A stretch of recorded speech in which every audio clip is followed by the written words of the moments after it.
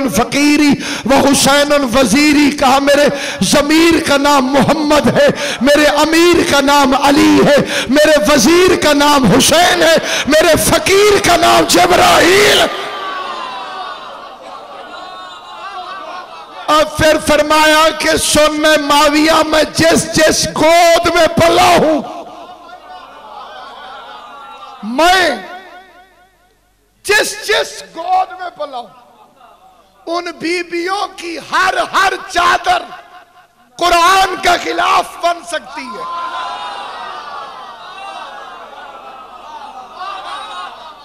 जो चुप है वो चुप रह के सोचते रहे, हसन फिजा की गोद में भी पला है।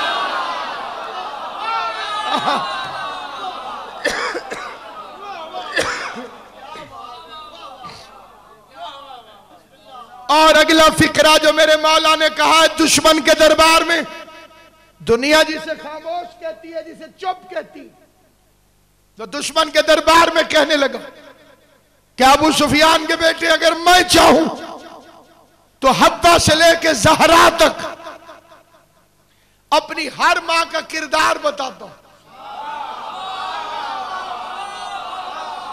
तेरी जुर्रत है तो मेरे कान में अपनी मां का किरदार बता दे।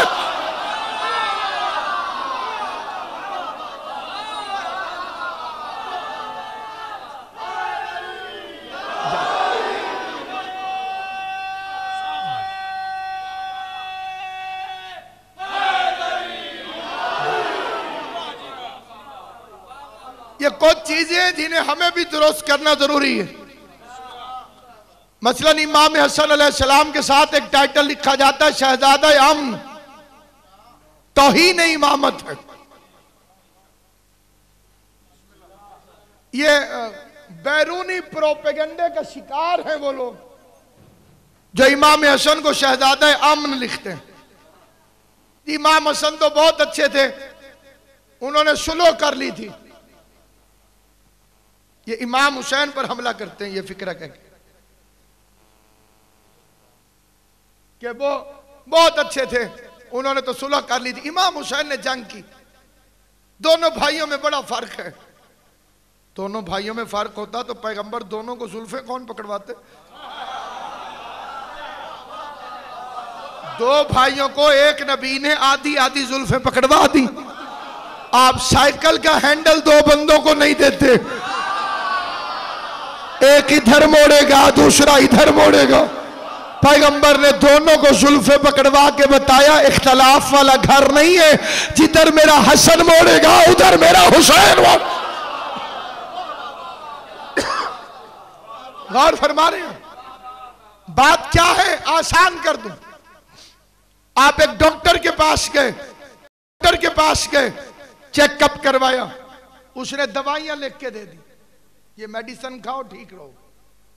10 साल तक दवाइयां इस्तेमाल होती रही।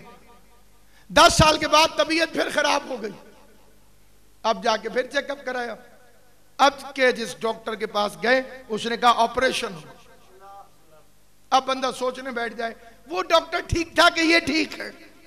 वो तो बहुत अच्छा था, वो तो दवाइयां देता है, ये ऑपरेशन करता है। अक्लमंद समझाएगा बेवकूफ, 10 साल पहले बीमारी इतनी ज्यादा नहीं बिगड़ी होगी, गोलियों से गुजारा हो गया होगा। अब तबीयत ज्यादा खराब है, कंडीशन ज्यादा खराब है। इमाम हसन के जमाने में मुनाफिकत को सुलह की दवाई से ठीक कर दिया गया। इमाम हुसैन के जमाने में ऑपरेशन के अलावा कोई चारा नहीं था। उसके बाद आजकल पढ़ी लिखी दुनिया में एक बहुत बड़ा फसाद चलता कि साहब इन्होंने तो बातचीत ही नहीं की, डायरेक्ट जंग। 10 साल मौका दिया हसन ने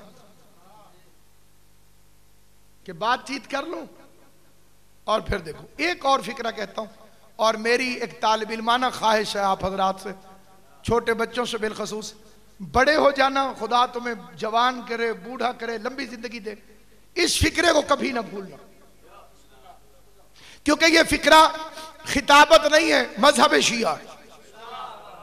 और वो फिक्रा ये कि इमाम हसन ने सुलह नहीं की।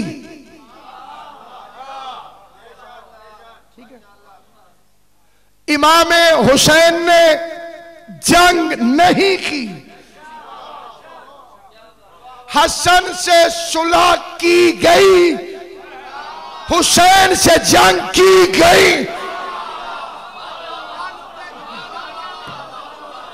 शहजादों के जवाब मुख्तलिफ नहीं थे, तुम्हारे सवाल मुख्तलिफ थे। हसन से तुमने हुकूमत मांगी थी, हुसैन से तुमने बैअत मांगी थी।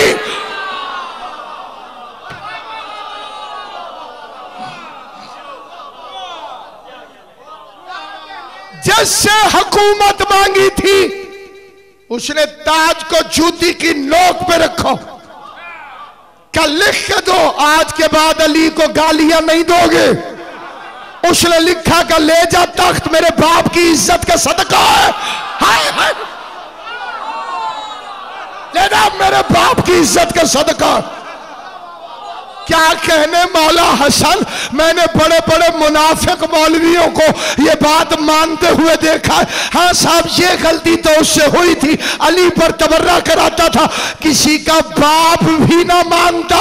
हसन के कलम ने उससे लिखवा कर उसे इकरारी मुजरिम बना दिया था।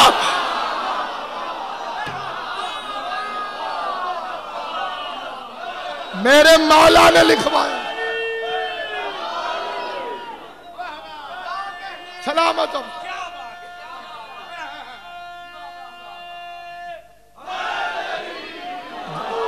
मेरे मौला इमाम हसन ने कलम को जुल्फिकार बना दी। कल लिख के दो, वरना आज मुकर जाते साहब। कौन गालियां देता था? तो हजरत उमर बिन अब्दुल अजीज और वाक़अन रहमतुल्लाह अलैह चौथे इमाम की दुआ से बादशाह बना था। जब इसने मौला अली की हिमायत की थी उस वक्त तक इसके बादशाह बनने का कोई चांस नहीं था। किसी ने मौला सज्जाद को बताया कि मौला अली की हिमायत में बोल रहा था। इमाम ने फरमाया बादशाह बनेगा।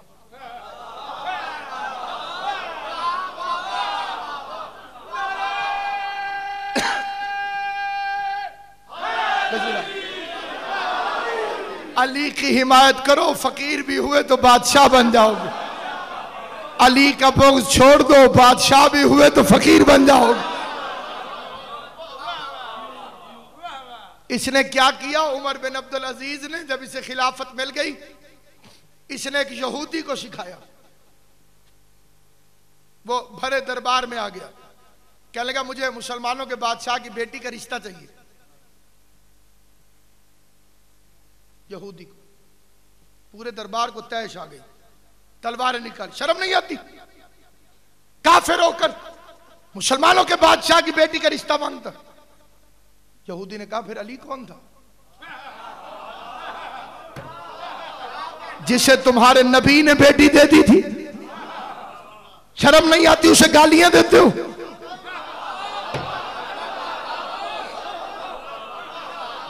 बड़ा अहम वाकया है, तारीख से पढ़ रहा हूं, हमेशा याद रखिएगा। शर्म नहीं आती? फिर अली को गालियां देते हो।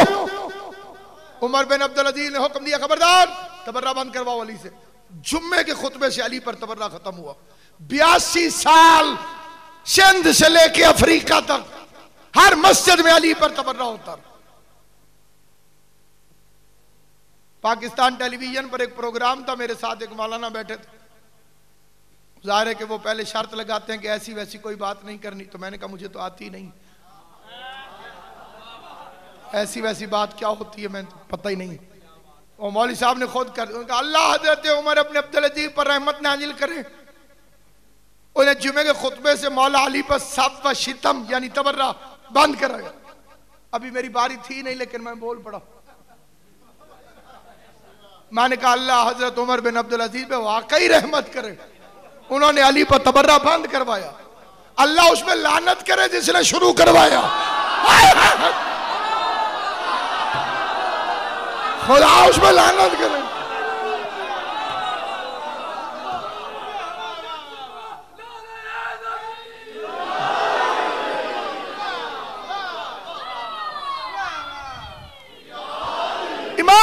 हसन से तुमने हुकूमत मांगी। इलेक्शन आते हैं तो एक फिक्रा बड़ा आम लिखा जाता है, ना झुकने वाला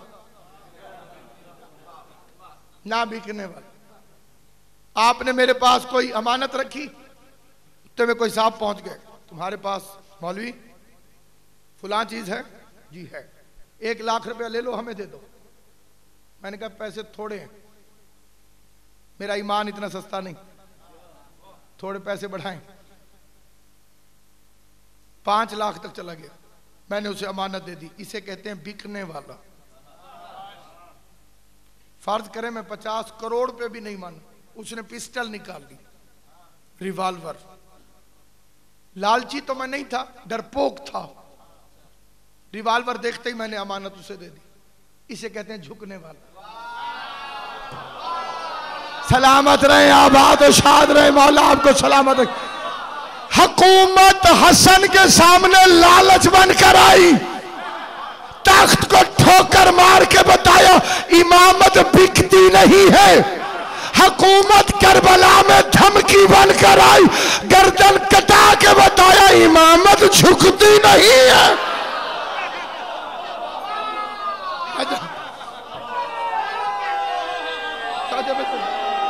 बिस्मिल्लाह मुर्शिदी, मौला तुम्हें सलाम।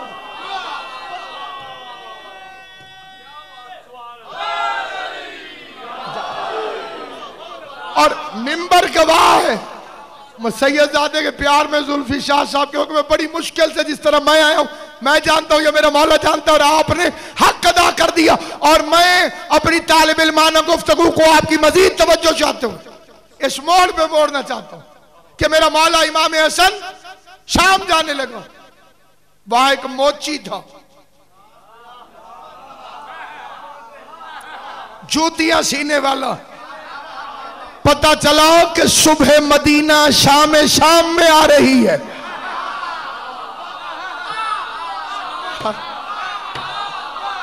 शाम के अंधेरों में नजफ की रोशनी जलवा फिगन हुआ चाहती। बीवी से मशवरा किया, कहने लगा बड़े बड़े बादशाहों की जूतियां सी हैं। रहा फिर मोची का मोची। दिल करता है एक जूती फातिमा के बच्चे के लिए सियूं। बीवी कहने लगी नाप है,